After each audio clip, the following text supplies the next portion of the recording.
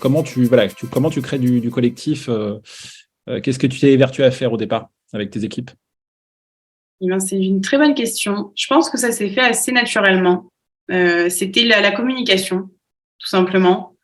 Au moment du recrutement, sentir les personnes, échanger, pas que sur les compétences professionnelles, mais aussi sur ce qu'ils aiment faire en dehors, Mmh. sur ce à quoi ils sont sensibles. Parce qu'en fait, c'est tout ça qui va te motiver au quotidien et qui va te donner envie de rester. De manière générale, De quand tu dis sensible, personnes, de manière générale. exactement.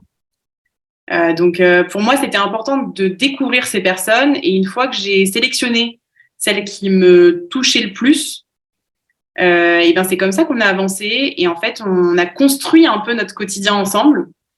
Donc, c'était beaucoup d'écoute, de la communication, de l'écoute. Et après, en fonction de chacun, on était tous différents. Honnêtement, les premiers recrutements que j'ai faits, c'était des stagiaires.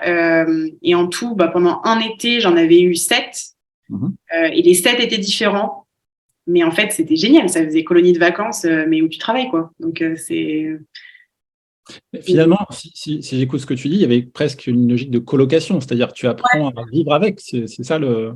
Exactement, exactement. Et puis moi, je suis totalement consciente que moi, ma vision des choses, c'est pas forcément que ton travail soit l'entièreté de ta vie, et encore moins quand tu es en stage, en alternance.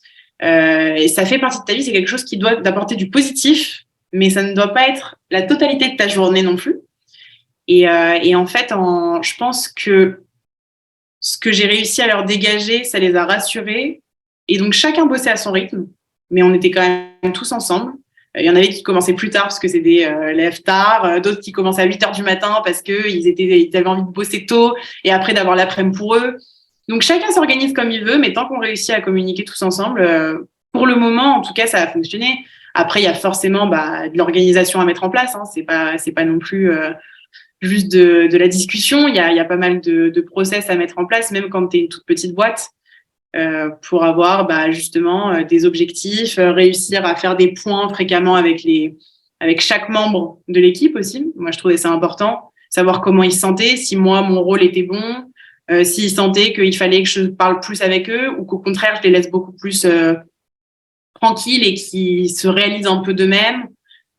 S'ils avaient besoin d'être formés sur quelque chose. Enfin, c'est de l'échange pour construire une vraie relation qui soit durable.